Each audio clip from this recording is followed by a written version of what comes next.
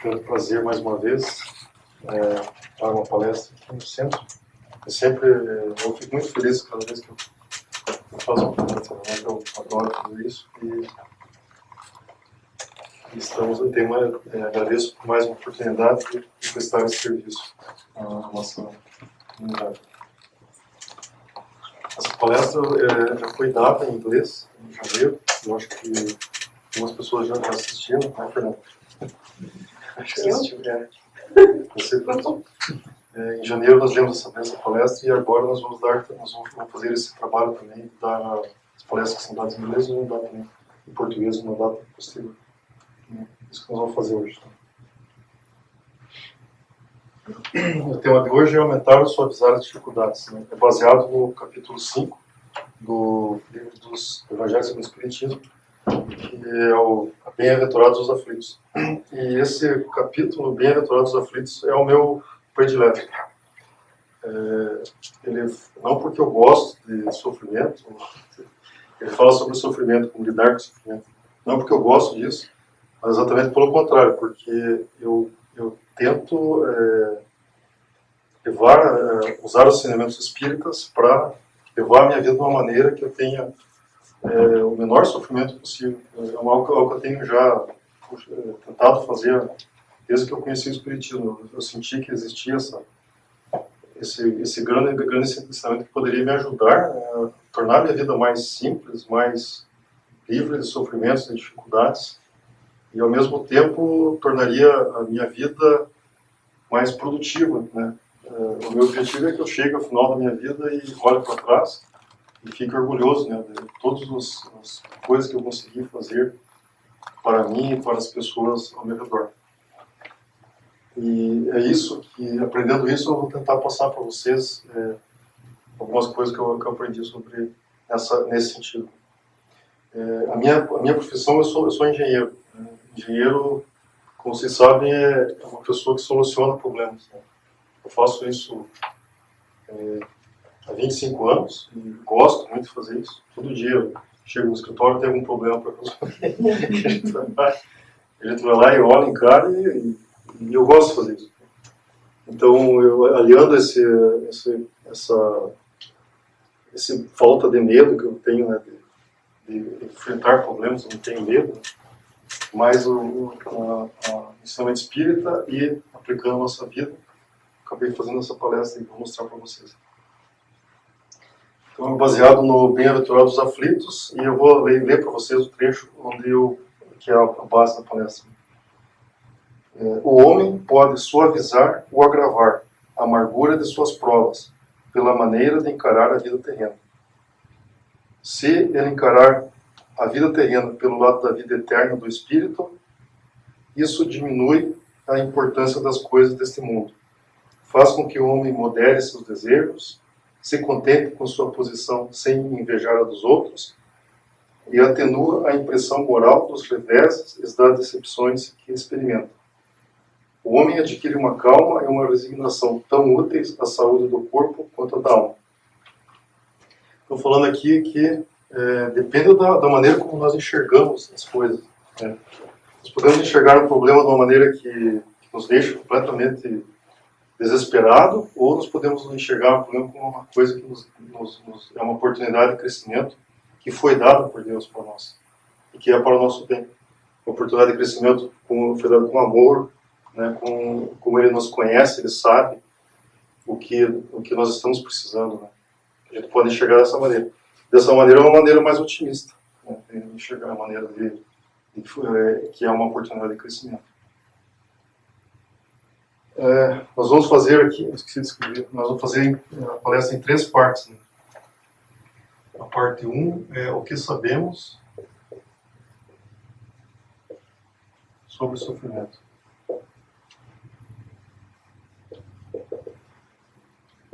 Parte 2 é sofrimentos originados nesta vida.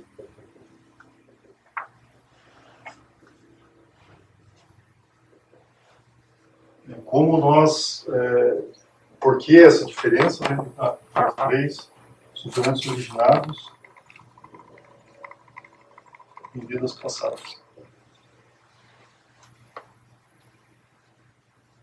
Então a gente vai ver por que eles são diferentes e o que a gente pode fazer para atenuar, para suavizar, né? A gente quer suavizar, não queremos aumentar. Nós queremos suavizar, como nós podemos suavizar os sofrimentos originados nesta vida, como nós podemos suavizar os sofrimentos originados em vidas passadas. A gente vai falar sobre essas três partes. Então, vou começar a falar o que nós sabemos sobre o sofrimento. A gente vai tentar entender primeiro para poder trabalhar. O objetivo da encarnação. O que foi o objetivo? Por que nós viemos aqui nesse mundo? Né? Algumas pessoas, existem algumas religiões, estruturas religiosas antigas que dão a impressão para a gente que nós viemos para cá para sofrer, que esse foi o objetivo da gente vir aqui. E nós temos ainda essas estruturas aqui na nossa mente. São coisas bem antigas. Principalmente religiões cristãs. Né? Nós, provavelmente, é a primeira vez que nós somos espíritas. Pouquíssimas pessoas foram espíritas numa vida anterior, porque é uma religião muito nova. Então, nós já provavelmente trazemos o passado católico, protestante ou cristão, que traz essas coisas ingrained, né? Estão nessas religiões sobre nós devemos sofrer sem reclamar, nós devemos pagar os nossos pecados, né? E fica com esse negócio assim, que é só sofrer, mas não tem um retorno disso. Né? Pelo Espiritismo nós aprendemos que não é, a gente sofre para aprender, nós estamos aqui para evoluir, ninguém está aqui para sofrer, ninguém está aqui para pagar karma, não é isso que a gente vê, a gente vem aqui para evoluir. No Livro dos Espíritos, eles falam exatamente isso. Né? Qual o objetivo da reencarnação? A resposta é expiação, aprimoramento progressivo da humanidade. Ninguém está aqui para sofrer, ninguém está aqui para pagar karma. Nós estamos aqui para nos melhorarmos. O objetivo, então, é crescer com amor e inteligência. Né? Nós devemos desenvolver nosso amor e inteligência. E com isso nós temos condições de desenvolver o lado moral também, dando mais amor e inteligência. E como nós evoluímos na vida terrestre? Uma outra pergunta. Como eu falei sobre o sofrimento, né? O sofrimento não evolui, né? Se o sofrimento evoluísse, nós poderíamos pegar um chicotinho e bater nas costas, como era feito antigamente, né? No século XIII, XIV, o pessoal fazia isso aí, pegar um chicotinho, bater nas costas e sentindo que estava se purificando. E hoje nós sabemos que isso não adianta nada. Como espiritismo, isso não leva a nada, a gente tem que realmente por outro caminho. Emmanuel, em Vinha de Luz, ele fala o seguinte: não basta sofrer simplesmente para ascender à glória espiritual. Indispensável é saber sofrer, extraindo as bênçãos de luz que a dor oferece ao coração sequioso de paz. Uma mensagem muito bonita de Emmanuel, que fala que não basta sofrer, nós temos que saber sofrer, nós temos que procurar. Eu estou repetindo isso porque eu quero que fique bem na cabeça de vocês. Pense bem assim. Nós temos que procurar em cada problema, cada dificuldade que aparece na vida, procurar extrair as lições que vão ser incorporadas na nossa alma, no nosso espírito, e eternamente. Nós nunca vamos perder isso. Nós reencarnamos e aprendemos convivendo com os diferentes. Né? Quando nós reencarnamos aqui, aprendemos com outras pessoas, convivendo com outras pessoas, nós aprendemos. Isso gera sofrimento. Nós sofremos, nós geramos sofrimento, às vezes as pessoas geram sofrimento para nós, mas dentro disso tem a lição. Né? E a dor é inevitável, nós devemos procurar as lições. Outra coisa interessante sobre o sofrimento, nós temos a impressão que algumas pessoas não sofrem, vêm para esse mundo, eles têm, principalmente bilionários, né, atores, celebridades, eles têm tudo de bom, né? Eles não têm nenhum problema financeiro, são famosos, podem fazer o que eles quiserem na vida deles, e eles não sofrem. Nós temos essa impressão. Allan Kardec, no Livro dos Espíritos, ele já fez uma pergunta sobre isso. Ele perguntou, acho que não vou ler aqui, vou dizer, mas ele perguntou exatamente isso: por que existem pessoas que sofrem, né, nesse mundo? A maior parte das pessoas sofrem, são as pessoas comuns, e existem alguns pouquíssimos que não. Né? E a resposta dos espíritos foi a seguinte: que nós não temos acesso ao que se passa no íntimo dessas pessoas, nós não sabemos. o que está por dentro das pessoas. Essas pessoas não têm problemas financeiros, talvez, mas eles têm outros problemas, eles estão passando por outras provas, outras expiações, outras situações, e eles estão aprendendo com isso também.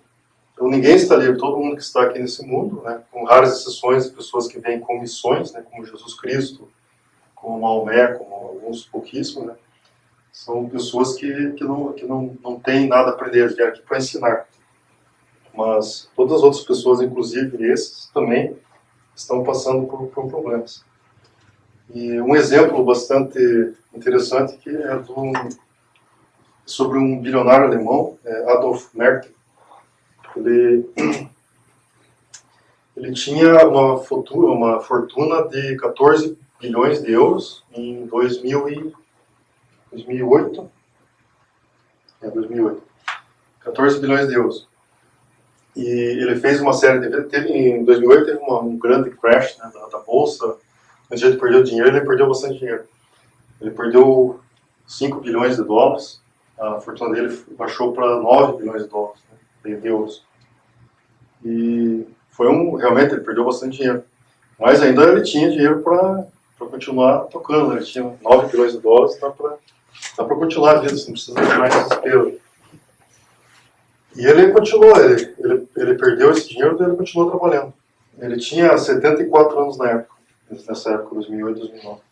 E daí no próximo ano ele fez alguns investimentos em ações da Volkswagen, ele é alemão, e ele fez algumas apostas na bolsa e ele perdeu. As apostas que ele fez não deu certo. Ele perdeu mais 400 milhões de euros. E ele estava numa situação naquela época que daí ele precisava cash. Ele precisava cash para pagar esses 400 milhões de euros da aposta que ele fez, que não deu certo. E ele tinha ainda 9 bilhões, mas ele não tinha cash. Ele tinha, sei lá, propriedades e coisas que não eram líquidas, né? Ele precisava de cash para pagar.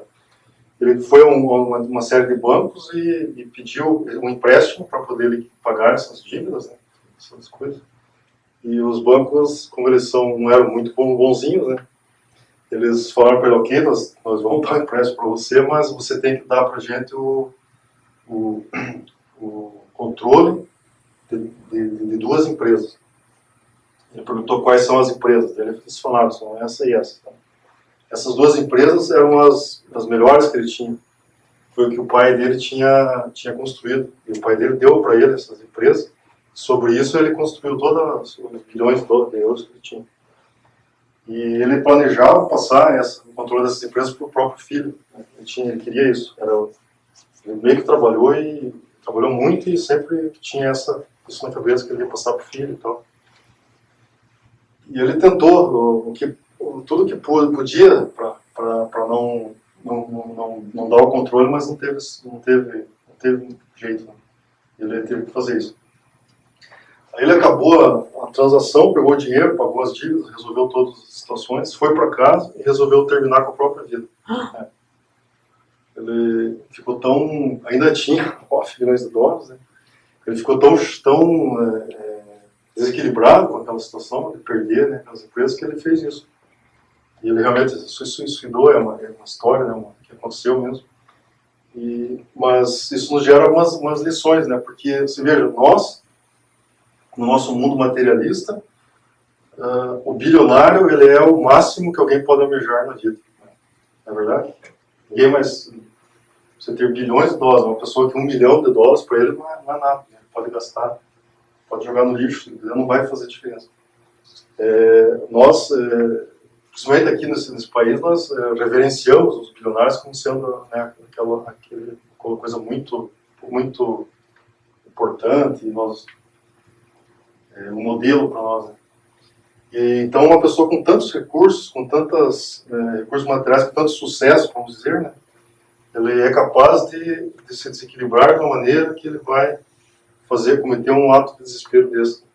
E realmente ele sofreu, ele se desesperou. É muito sofrimento uma pessoa fazer um ato desse, né? Ele estava numa situação, para ele, assim, era bastante difícil. Então, isso ilustra para nós o quão importante é o que nós temos aqui dentro e aqui, né? Corações e mentes, sempre. O que está aqui nos nossos corações e mentes pode fazer da nossa vida um céu ou um inferno. Não é o material que vai fazer. Né? Verdade. Por isso que eu falei essa história. A gente tem que, se nós quisermos suavizar as nossas dificuldades ou aumentar, nós temos o poder com que nós temos no nosso coração e na nossa mente. Eu acho que o problema é que as pessoas colocam o poder em outras coisas e não nelas mesmas. Esse que é o problema. Exatamente. Eles tinham a questão de prioridades. Aliás, eu estou falando, a gente está num grupo pequeno hoje, né, e fique à vontade de fazer perguntas. Né, também vamos fazer uma palestra bem informal. Eu devia ter falado isso antes. Qualquer coisa que vocês quiserem perguntar, fique à vontade. E você está certo, Fernando. De acordo com o Espiritismo, é isso, é falta de ter as prioridades na vida. Né? A gente, no mundo materialista, por isso que nós falamos, o nosso parâmetro de sucesso é o bilionário, é a celebridade, é esse cara. Mas eu acho que é falta de amor a si mesmo, né? Porque se você está projetando toda a sua vida no material, a seu self-worth na vida material, as prioridades estão invertidas. Né? Exatamente. Não existe felicidade nesse tipo de situação. Se nós não temos as prioridades corretas, né, o espiritual é mais importante do que o material. E nós não temos a prioridade correta, nós não atingimos a felicidade. E ficamos abrindo as portas para esse tipo de coisa acontecer na nossa vida. E a vida vai ensinar, né? A vida, pelas leis kármicas, pela lei de ação e reação, a vida vai acabar ensinando para a gente. E o caminho não é esse, o caminho é sair do material e ir para o espiritual, de uma maneira ou outra. Foi o que, acho que a lição que ele tinha, que passou, foi essa, né? Que ele teria que aprender, né? Essa perda não era tão importante, mas ele aparentemente não conseguiu. Essa historinha dele, essa história, né, que contou, acho que o material nem foi o mais importante, porque ele ainda tinha muitos bilhões. O sentimento de fracasso dele foi tão grande. Mas o que é o fracasso e o que é o sucesso? Né? É uma perspectiva de cada um. Exatamente. Porque o sucesso pode ser simplesmente tu ter a tua família ali com saúde, a tua volta, tá, né? E isso bastar. Então... Que deveria, né? Se a pessoa tem as prioridades corretas na vida, do que é importante na vida dele, a gente faz, ele não comete esse erro. Eu acho que também depende de como ele foi criado. Né? Se o pai dele tinha esses mesmos valores, foi o que foi passado para ele. Sim. Então, é difícil, né? Se ele não teve... Eu acho que parte do como ele foi. Quais os valores foram passados para ele? E aí Deus tinha um planejamento para ele. Deus tinha por que ele nasceu nessa família, por que né, ele passou por essa situação. Tudo isso foi feito de acordo com o planejamento de Deus, para que ele passasse pelas provas e expiações que ele tinha que passar. Com o correto, com o aprendizado na vida, se essa pessoa tem uma mudança nas prioridades, ele consegue mudar as prioridades da vida dele, ele consegue ter o coração e mente dele no lugar correto, ele consegue imaginar que o que é importante na vida é a felicidade, o sucesso é ser feliz, né? Se ele consegue aprender que o mais importante não é 14 ou 9 bilhões de euros, e sim ter filhos bem criados, uma mulher, uma esposa feliz, uma família bem estruturada, essas coisas não acontecem. Essas coisas não acontecem. Então, tudo que está... foi gerado um grande sofrimento para ele, porque a cabeça e a mente não estão no lugar correto. O foco está no lugar errado. E esse é um problema muito comum na nossa sociedade, que nós vemos hoje. O foco nosso está bem errado. A gente tem que aprender, a gente vai acabar aprendendo com o tempo. Outra coisa sobre sofrimento também é a procura de uma fórmula mágica. Nós como todos os seres humanos, eu me incluo nisso, né? A gente sonha com tudo é bom, né? Quer ter uma família perfeita, quer ter filhos saudáveis, quer ter um bom emprego, quer ter sombra e água fresca, né? Sem dificuldades, uma vida sem dificuldades, sem problema nenhum, sem sofrimento. Isso é natural, que nós queremos isso. O problema é que, às vezes, nós podemos o problema é que nós estamos nessa vida com algumas, nós temos que passar por algumas dificuldades na vida. Se nós tivéssemos uma vida perfeita sem problema nenhum, nós provavelmente não aprenderíamos muito. É por isso que nós estamos aqui nessa vida, uma vida aqui nesse mundo. Porque nós temos que passar por alguns problemas e aprender com eles. Um exemplo que eu vou dar para vocês é sobre o Bernard Madoff. Não sei se você já deve ter ouvido falar nesse caso. Ele é um senhor que gerou um esquema de pirâmide, né? Há muitos anos atrás, e em 2008 também, na mesma época dessa história do bilionário, ele tinha feito um esquema de pirâmide que chegava um investidor, ele falava assim, eu quero investir no seu fundo de ações, aí ele dava o dinheiro para ele. E ele dizia que estava investindo, mas não estava investindo nada. Ele pegava esse dinheiro e pegava parte para ele, e depois outra parte ele pagava outros investidores para dar o rendimento que eles estavam esperando. Ele fazia esse esquema. E ele fez isso por muitos anos. E muitas pessoas que são bons financeiramente, muito bons financeiramente, o pessoal de Wall Street, pessoal, ele conhecia, ele tinha conexões com pessoas muito altas e isso passava um ar de credibilidade. Todo mundo achava que ele era credibilidade. E ele trabalhava com bancos importantes e tudo. E passou essa credibilidade. Mas ele estava vendendo, ele não tinha nada, né, para vender. Então muita gente começou, mesmo tendo pessoas que têm conhecimento financeiro, que acho que farejam quando existe alguma coisa de errado, que tem aquela do é muito bom para ser verdade, eles ficaram achando, pô, mas o retorno desse cara é tão bom que eu vou arriscar. Começaram a colocar dinheiro nele, a tentação foi muito grande. São pessoas que estão em busca de um atalho, né? Eles querem o retorno fácil, eles não querem colocar o dinheiro para trabalhar. É um pouco de greed, né? E a oferta e o que acabou em 2008, acabou que esse castelo de cartas desmoronou e o cara, acho que foi, o buraco foi enorme, foi em termos de bilhões de dólares. Está preso. Ele foi preso. Foi preso e ficou muita gente perdendo dinheiro. Mas então, às vezes é natural que a gente procure atalhos, que procure fórmulas mágicas que vão nos dar um retorno na vida sem esforço necessário. E no Espiritismo nós sabemos que isso não existe. Em termos de, se nós quisermos adquirir virtudes, nós temos que dar um esforço.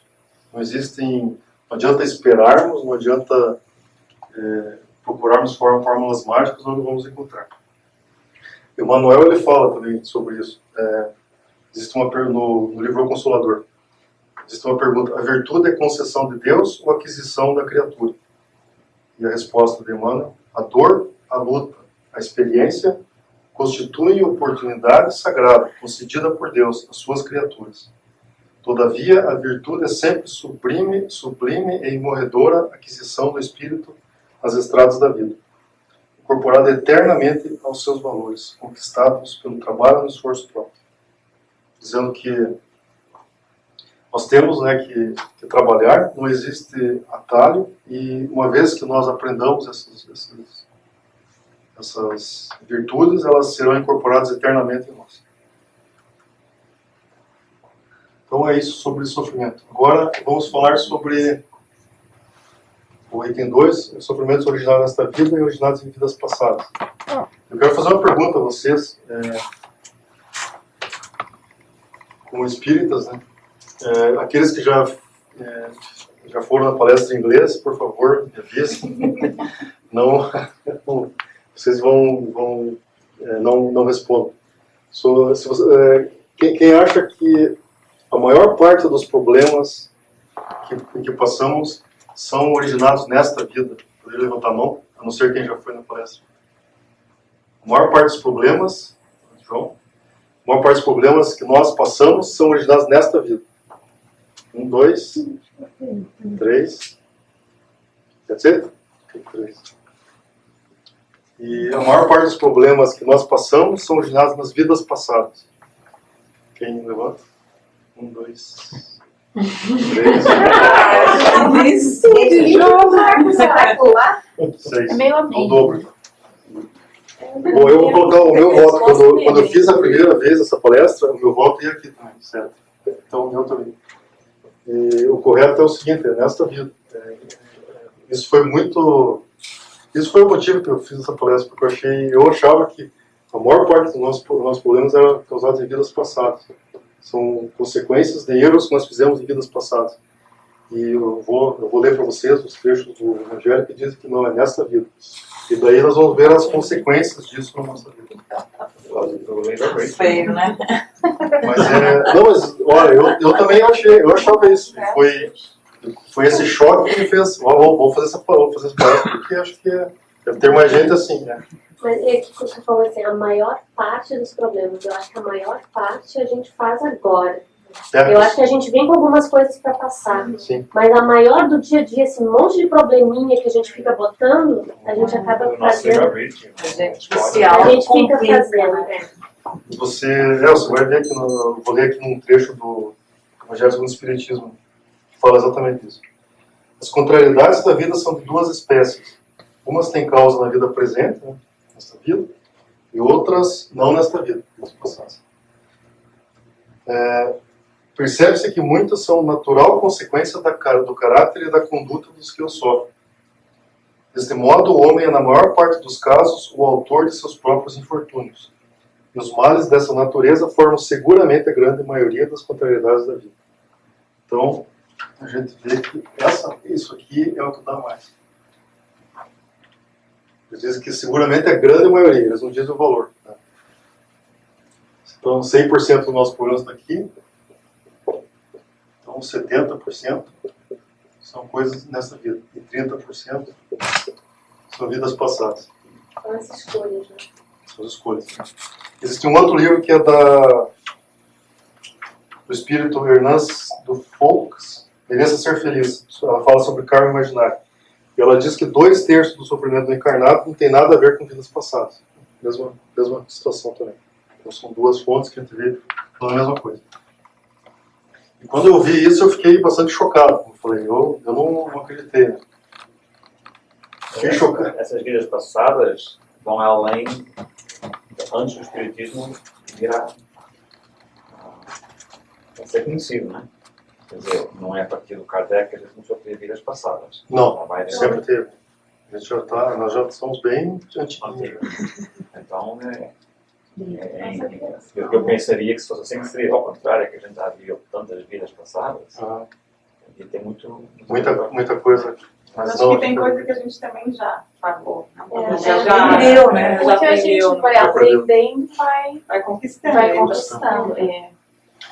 Então, isso aí para mim foi um choque, né? E eu fiquei bastante chateado com isso, porque eu tinha uma ideia assim, que as coisas, a maior parte dos problemas da vida passadas. Então eu tinha que culpar o Marcelo antigo, né? O outro Marcelo. Não posso fazer mais nada, né? Eu não posso fazer mais nada agora, então o negócio é tocando o barco e o que eu já fiz e vamos pagar. Aí, essa foi a minha primeira reação, eu fiquei chateado. A segunda reação foi assim, peraí, se a maior parte dos problemas são nessa vida, então eu sou um troublemaker, né? Eu estou fazendo os meus problemas, estou gerando um monte de problema. Então eu tenho que trabalhar nesse troublemaker aqui para ele mudar. E assim eu vou ter uma vida bem mais sossegada. E é sobre isso que a gente vai falar agora. A gente tem que trabalhar, se nós trabalharmos em nós mesmos nessa vida, a gente pode ter uma vida bem mais tranquila, mais sossegada, mais produtiva. Né? E essa é a minha proposta. Vamos utilizar essa vida, nós fazemos aqui mesmo. Então eles dizem aqui que são imprudência e escolhas mal feitas são a maior parte das coisas que nós geramos no nosso problema. Imprudência e escolhas mal feitas. Exemplo assim, né, bem simples. Vamos dizer que o Marcelo estava lá no Brasil e andando de fusquinha, né, e veio para cá, para os Estados Unidos e queria ter uma BMW, né, primeira coisa. Aí você vai lá para a concessionária e o dealer quer vender, né, o BMW, ele quer vender o que ele puder, né. E a gente vai na conversa, tá, a gente já está afim, vai lá e compra alguma coisa que não está acima das possibilidades, né. E a gente faz isso e daí fica pensando, fica botando a culpa, depois não consegue pagar, eles tomam o nosso carro, nosso credit score vai para o beleléu, né? E a gente fica culpando o dealer, não, foi o dealer, ele me enrolou, né, e tal, não sei o quê. Mas foi imprudência minha, escolha minha, mesmo que o dealer tenha me enrolado, eu deixei ele me enrolar. Eu tenho inteligência para dizer não.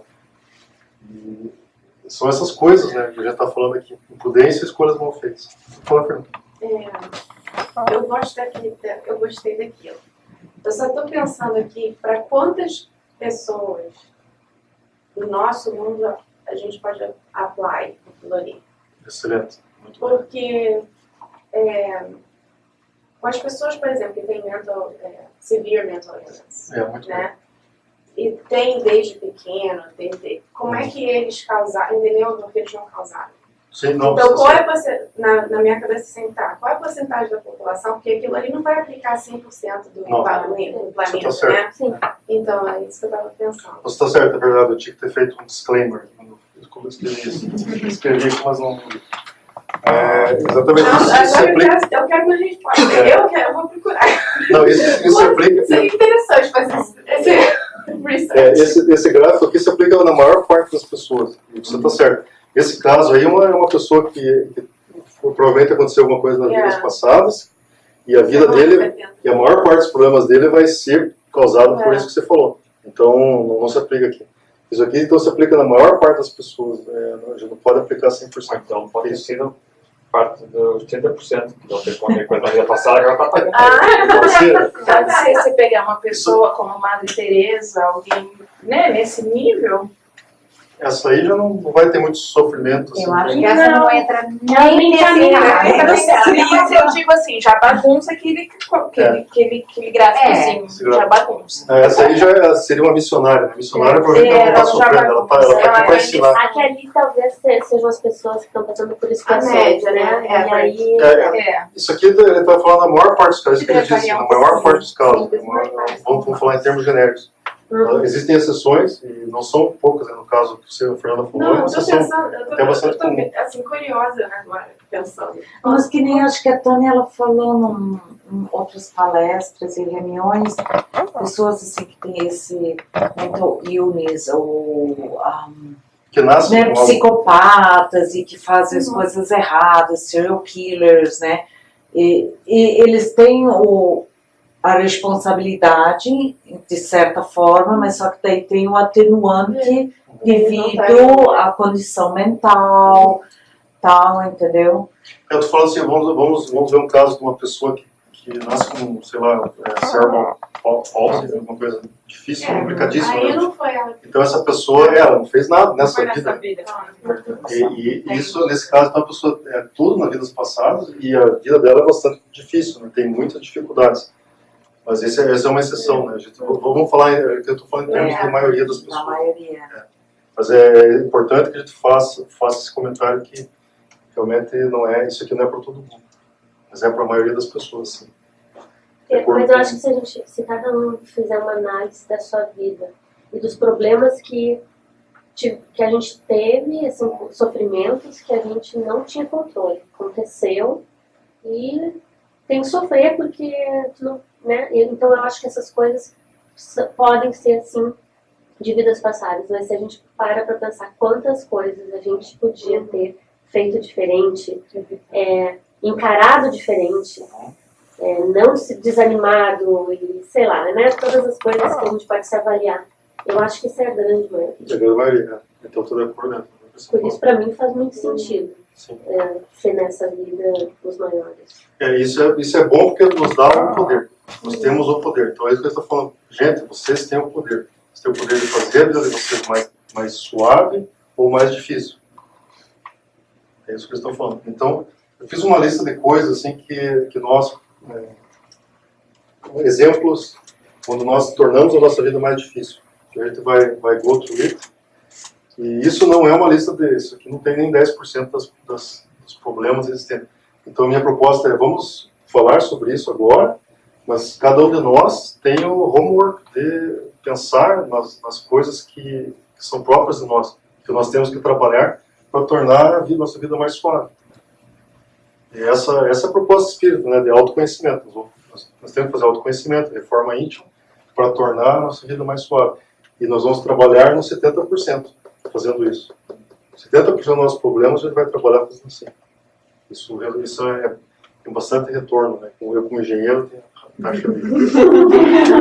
taxa de retorno pelo meu effort, né? Eu quero O nível de felicidade vai aumentar bastante, né? Pelo meu effort. Eu vou fazer um effort, mas vai valer a pena bastante. Vou atacar a maior parte do meu problema. Então, como que nós tornamos a nossa vida mais difícil? Queixas.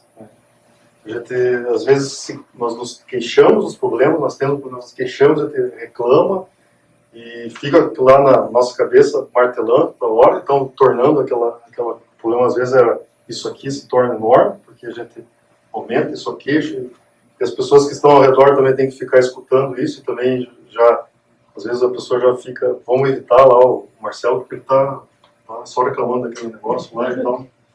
E a gente torna a nossa vida mais difícil, né? Queixas e reclamações. A gente fica vibrando no problema, a gente fica aumentando e aquela daí. E às vezes não faz nada para melhorar. Isso é importante. Até pode se queixar um pouco, mas vamos trabalhar para resolver. Né? A gente não só se queixar.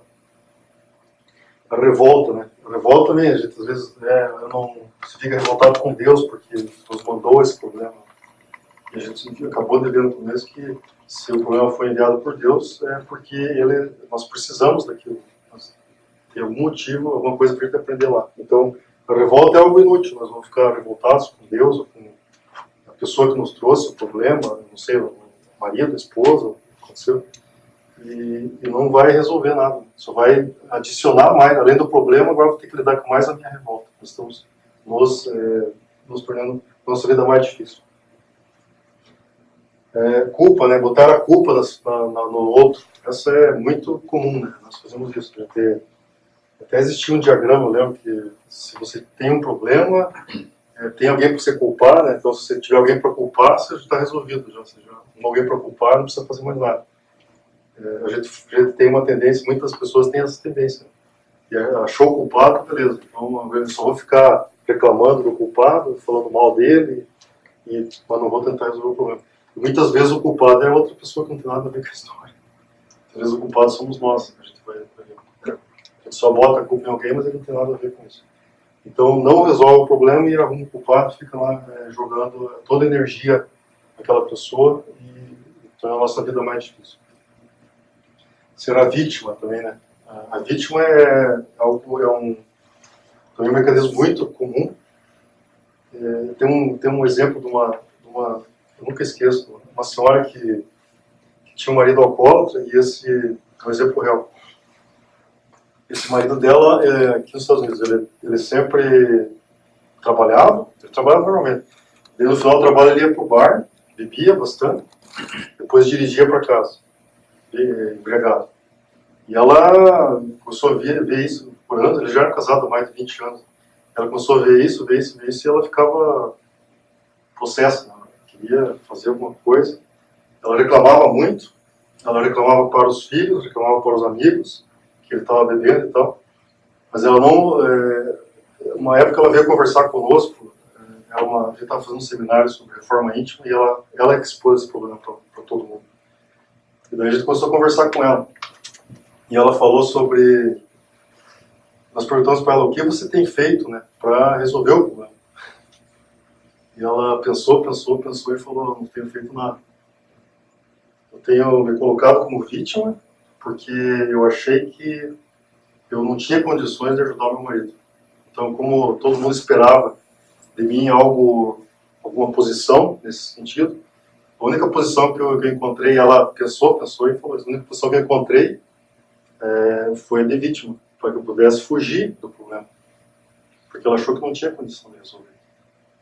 E nós sabemos que se o problema existe, se Deus mandou para a gente, nós podemos resolver, nós temos condições. Falta de fé, né? Ela não tinha fé. E ela enxergou isso e ela falou para nós. Para ela foi uma coisa... Quando ela enxergou isso, ela pode mudar a atitude dela daqui para frente. Ela pode encarar o problema de uma maneira que vai ajudar o marido. Ela vai ter diálogo com ele, não ficar só reclamando. Ela vai tentar dialogar com ele, tentar ajudar ele, tentar fazer ele para uma clínica, fazer uma coisa. Enquanto ela estiver como vítima, nada vai ser resolvido. A vida dela vai ficar mais difícil. Então, tornando a nossa vida mais difícil. Questão de mágoa e ressentimento. Foi feita uma palestra sobre isso, está no YouTube já. Eu tenho palestra sobre isso no ano passado. mágoa e ressentimento é uma grande maneira de deixarmos a nossa vida bem mais complicada, mais difícil. Nós geramos doenças para nós mesmos, né? É bastante danoso. E na palestra que eu tenho lá, é feita uma técnica de como a gente pode trabalhar a mágoa, né? Como a gente pode se livrar disso. E, se vocês quiserem, podem ir no YouTube e no nosso website assistir. Pessoas com personalidade inflexível. Isso também é bastante complicado, porque a pessoa que é inflexível, ela é dona da verdade, só eu sei, ninguém mais sabe nada, né? Gasta uma energia enorme para impor o modo de ver as coisas, né? Torna-se cada vez mais solitário, talvez podem terminar a vida sozinha, porque ninguém suporta, a pessoa que é inflexível, né? Vai ficando isolado. E o pior de tudo é o seguinte: o sujeito não aprende. A pessoa passa a vida inteira, como ele sabe tudo, ele só tem boca e não tem ouvido, né, para ouvir, ele não aprende, né? E vai deixar a vida dele, né, vai desperdiçar a vida, né? Ou vai desperdiçar grande parte da vida dele pela personalidade flexível. Além da energia enorme, né, de ficar brigando com as pessoas para poder tentar impor a visão dele. E não é só desperdiçar a vida dele, né? A gente aprende no Espiritismo que, assim, aqui, nessa vida, a gente está distraído com o material, distraído com o trabalho, com o filho, com o marido, tem muita coisa que a gente está preocupado, que nos mantém ocupado, a gente esquece muitas vezes de olhar pra gente. Mas uma vez que a gente chega do lado de lá, a gente não tem nada. A única coisa que a gente vai trazer são os nossos sentimentos. Sim. Então, se eles estiverem baseados nos sentimentos bons, alegres e felizes, a gente vai ter isso com a gente. Sabe? Mas se a gente estiver preocupado só gerando esse tipo de sentimento, é isso que a gente vai levar, né? Isso vai... Então, tipo assim, a gente não está estragando só a nossa vida, a gente está estragando a vida e os nossos futuros. Né? E quanto mais a gente se focar nesse tipo de sentimento, mais tempo a gente vai ficar com eles, né? E mais relevante vai ficando. A gente vai ficar no mundo espiritual junto de pessoas que têm esse mesmo tipo de pensamento. É um lugar que provavelmente não é muito bom também. Não, provavelmente não. Então, flexível, né? A gente tem que tomar cuidado com certas estruturas de personalidade, né? A gente tem que ficar sempre atento, nos conhecermos, trabalharmos, para tentar melhorar. Isso são processos, não são coisas que mudam do dia para a noite, são coisas que a gente tem que trabalhar todo dia, um pouquinho, quando vê, chega lá. A pessoa que é muito flexível, que é um famoso capachão, vamos dizer, todo mundo faz o que quer, também é uma coisa ruim, né? É um problema de personalidade que a gente tem que trabalhar. Essa pessoa vai sofrer tanto na mão de todo mundo, a pessoa que só faz o que os outros querem, só faz o que os outros gostam, às vezes nem sabe o que quer, o que gosta, porque nunca se deu ao direito de pensar. Codependente. Eles são codependentes. E é uma pessoa que vai ser infeliz, né? É uma pessoa que vai ser infeliz porque ela não vai conseguir impor a sua vontade, não vai nem descobrir às vezes qual é a sua vontade. Então, enquanto essa pessoa ela vai ter que sofrer tanto até que um dia ela vai enxergar e vai mudar.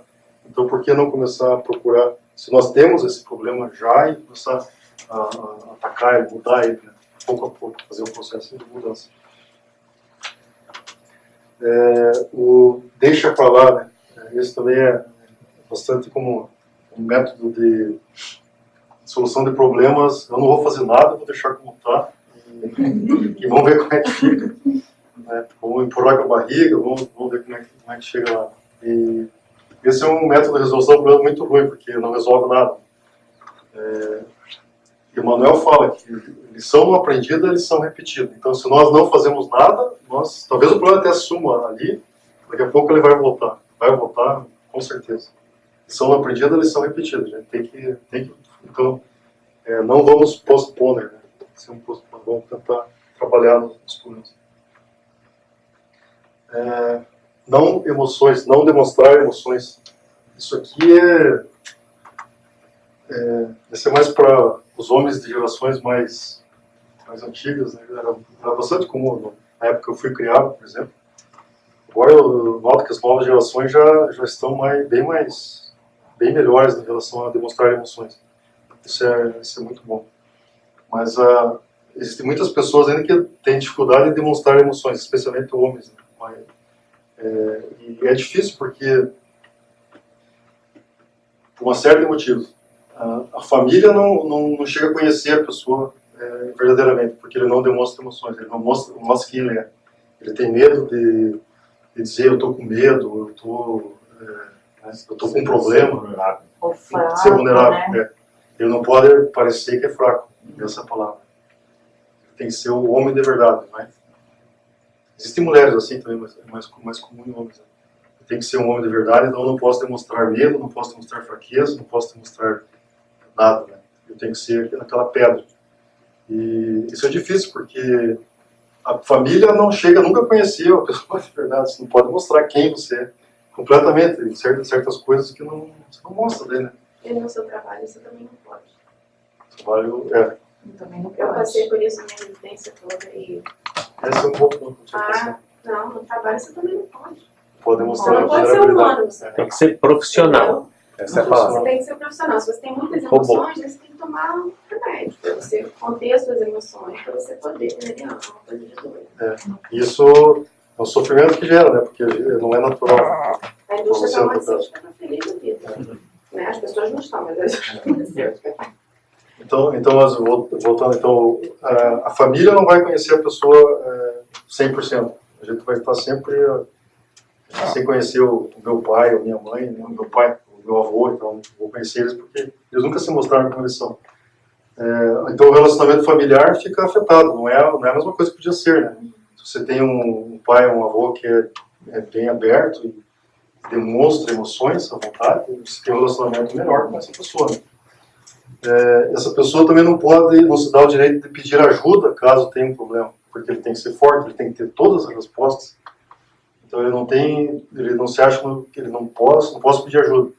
Ele abre mão de discutir um problema com a esposa, com alguém, que vai dar uma ideia boa para ele. Ele está abrindo mão disso. A gente sabe que, né, prender emoções também gera problemas internos, né, no corpo da gente. Acaba afetando o nosso corpo de uma maneira incorreta. Às vezes você pode ter uma doença grave por causa desse tipo de coisa. Então mostrar emoções é importantíssimo, por uma série de motivos. Se nós temos esse problema, nós não vamos tornar a nossa vida mais difícil, vamos tornar mais fácil. Então, vamos tentar mostrar isso, vamos tentar procurar ajuda, né, de alguma maneira para mudar a situação. Falta de planejamento, né? Isso é mais para os pais, quero falar. Um dos grandes problemas que geram separações em todo o mundo é o problema financeiro. São pessoas que não sabem lidar com o financeiro de uma maneira razoável. Nós, como pais, nós temos a obrigação, né, de preparar nossos filhos para lidar com a questão financeira. Desde pequeno, nós podemos ensinar eles a ter uma mesadinha e tentar administrar isso aí, e ir preparando eles, principalmente para que eles tenham noção do valor do dinheiro. Né? Dinheiro não é coisa que a gente joga, que a gente consegue fácil, a gente tem que ter valor, e a gente não pode gastar mais do que tem. A gente tem que ensinar isso aos nossos filhos. Assim, quando eles saírem de casa, eles não vão ter esse tipo de problema, né? Que, como eu falei, uma grande parte de separações, divórcios, acontece por isso aí. As pessoas não sabem lidar com dinheiro, porque eles não aprenderam anteriormente. Às vezes até, né, mesmo o pai ajuda, fala e tal, e a pessoa não aprende. Isso acontece, claro. Mas nós, como pais, nós temos o dever de tentar ensinar, fazer o nosso melhor para tentar ensinar os filhos. E às vezes mesmo assim não vai aprender, mas pelo menos nós fizemos a nossa parte. Né? E uma coisa boa é que se nós ensinamos o nosso filho a lidar com dinheiro, chances é que ele não vai vir para o pai pedir dinheiro emprestado. Né? Então, a gente é o nosso interesse também. Outra coisa sobre planejamento é a questão de planejamento familiar. Também. Eu falo isso eu tenho 3 filhas e elas uma está no final do high school, as 2 já acabaram de sair. E elas falaram para mim que muitas das amigas delas ficaram grávidas no junior year da escola, no high school, no senior year ou no college, né? São tremendos problemas, são problemas muito grandes, principalmente para as meninas, né? Porque elas vão ter dificuldades para terminar a high school, vai ser difícil para elas, vai ser muito difícil entrar no college, sair do college, mais ainda, né? Sair da universidade. E afeta, né, a vida delas de uma maneira bastante para frente, né? E toda a família também vai ter que ajudar, os pais vão ter que step in para ajudar. São coisas evitáveis, né? Os pais, eles devem, né, quando chegar o momento adequado, conversar com seus filhos e ensiná-los, né, como são as coisas, né? Para que eles não passem por uma situação dessa. Eu sei que é difícil para os pais conversar com os filhos sobre esses assuntos, mas é mais difícil depois não dar o suporte aos nossos filhos, e depois ter que ver o filho principalmente, o filho também, né, mas a filha mais, sofrendo com uma gravidez antes do casamento. Isso é bastante difícil. Então, são sofrimentos que são evitáveis. Nós temos que ensinar os nossos filhos a enfrentar o mundo. O mundo já não é mais o mesmo de quando eu fui criado. O mundo mudou, né? Ele está evoluindo sempre, está mudando. A gente tem que enfrentar a nova realidade do mundo e ensinar os nossos filhos preparar os nossos filhos para enfrentar o mundo novo.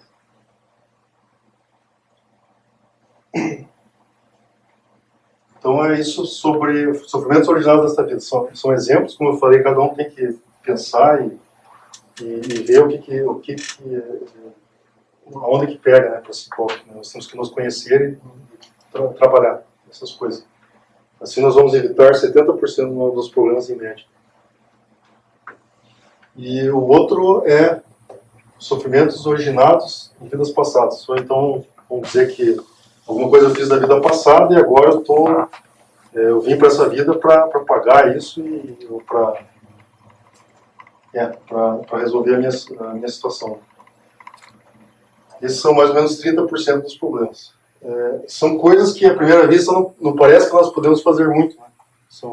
Eu já fiz isso e agora eu tenho que resolver. À primeira vista não parece mesmo que dá para fazer nada, é só pagar isso. Mas nós podemos fazer algumas coisas assim. Vamos falar primeiro sobre karma e aí vocês vão ver o que a gente pode fazer. O karma, né? O karma muitos espíritas falam, você pergunta o que é karma, né? E a pessoa responde, o meu marido é um karma, minha esposa é um karma. A gente fala muito isso aí, né? Mas isso demonstra que as pessoas não sabem o que é karma. Karma, ele pode ser ruim, né? No caso, as pessoas estavam falando que o marido dela é uma coisa ruim, né? Isso que ela quis dizer, provavelmente. Mas o karma, ele pode ser ruim e pode ser bom. Ele tem karma positivo e karma negativo. No livro Ação e Reação, de André Luiz, existe um espírito chamado Sanjo, ele é bastante elevado, ele se materializa e ele fala para André Luiz, vocês podem fazer algumas perguntas, eu vou responder.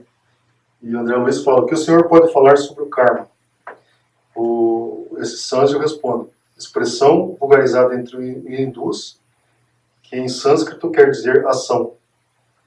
Designa causa e efeito.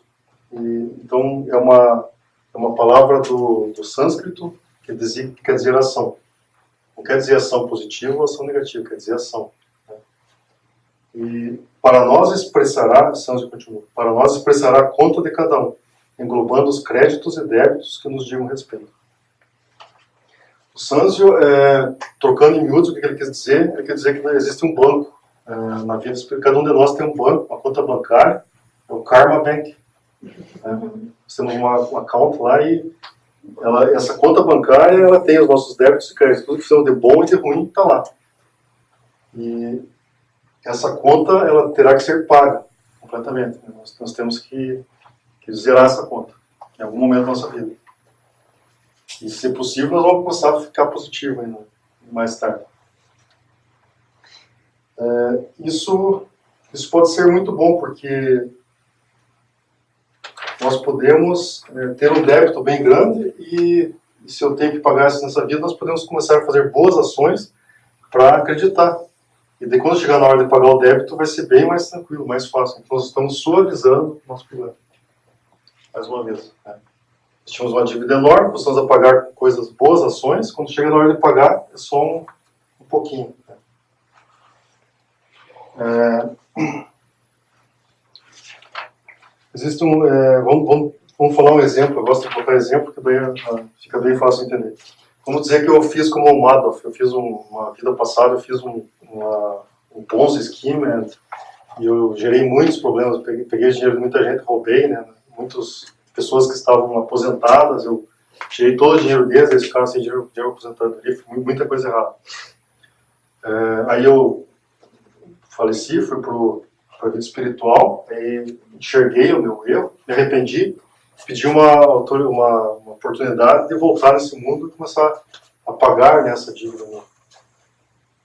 Aí chegando nessa vida eu resolvo, eu tenho que arrumar. Então foi feito um planejamento para que eu, no mundo espiritual, foi feito um planejamento para que quando eu chegasse na minha idade de retirement, eu iria também perder todo o meu dinheiro e ficar, um exemplo, né? E ficar sem nada. Para eu sentir que as pessoas tinham sentido também, né, que eu tinha feito tanto.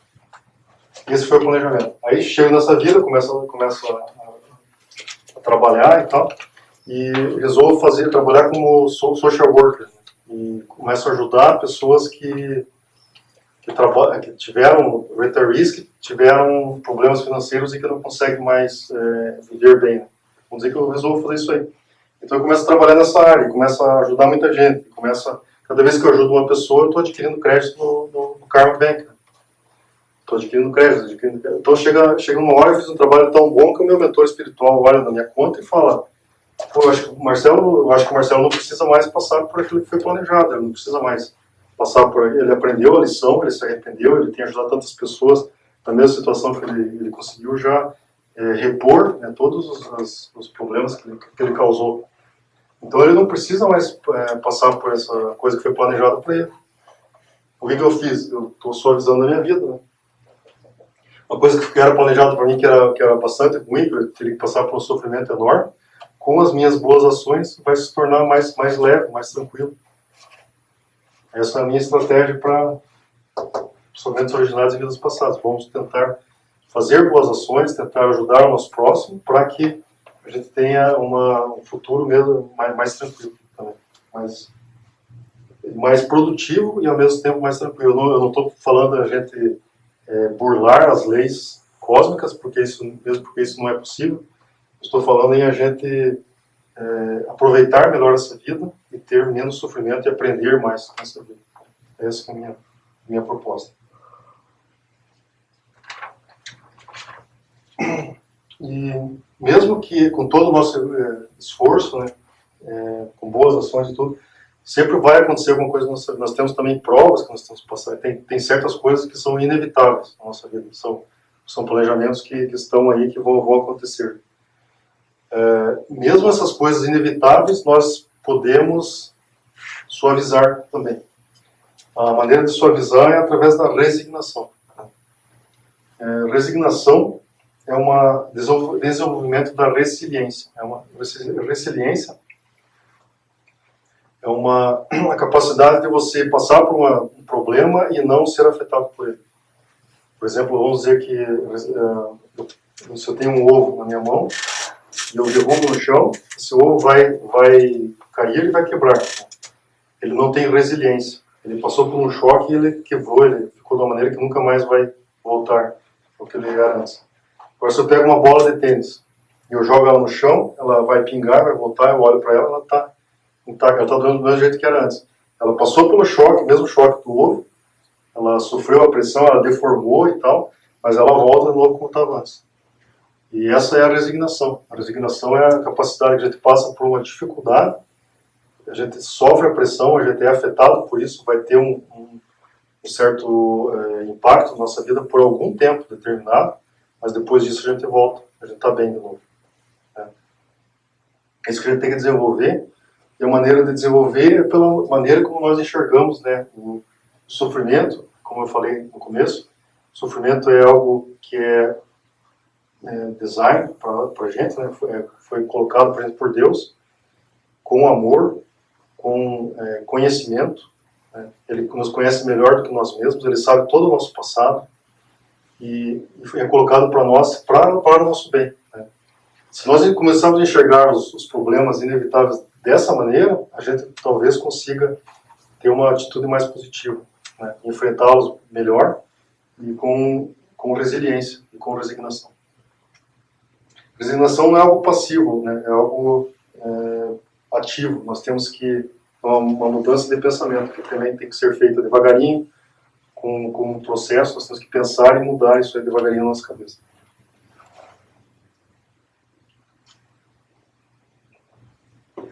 É uma postura na vida para buscar recursos interiores para enfrentar os problemas. Paulo de Tarso ele escreve uma espécie de poesia. Ele diz o seguinte: aprendi a viver na abundância, aprendi a viver na penúria, estando saciado ou passando fome, tendo de sobra ou na falta, graças àquele que me ilumina. Paulo de Tarso sabe que na vida vou ter momentos de abundância, vou ter momentos de penúria, vou ter momentos em que estou saciado, momentos em que estou com fome, vou ter momentos que tenho de sobra e que tenho de falta. Mas graças àquele que me ilumina, eu aprendo a viver com todas essas situações. Isso é resiliência. Isso é resignação. Ele vai saber o momento que ele deve se curvar, o momento que ele deve se levantar, o momento que ele deve ser firme, o momento que ele deve agir de acordo com a situação. Graças à resiliência. Quando aparece a dificuldade, ele olha como isso é uma nova oportunidade de crescimento. Isso não é uma coisa para mim, para fazer mal para mim, é uma coisa que vai fazer bem para mim. É uma oportunidade para eu melhorar como ser humano. Para terminar, então, vou fazer uma conclusão só. Eu reencarnei para crescer como ser espiritual. As dificuldades aparecem na vida. Eu preciso das dificuldades para crescer. Preciso buscar uma postura proativa, sair do marasmo. Vou sofrer, vou chorar, mas vou em busca do meu crescimento. Nós temos na nossa vida algo precioso que é a doutrina espírita. Mas ao mesmo tempo temos dentro de nós estruturas de pensamento antigo, que procuram fórmulas mágicas para resolver os problemas. Procuro sempre manter minha posição confortável. Quero algo que não me dê esforço. Os espíritos nos amparam e nos ajudam, mas os problemas nós é que devemos resolver. Sejam todos otimistas, vamos enxergar a vida com os olhos de oportunidade e crescimento. Obrigado.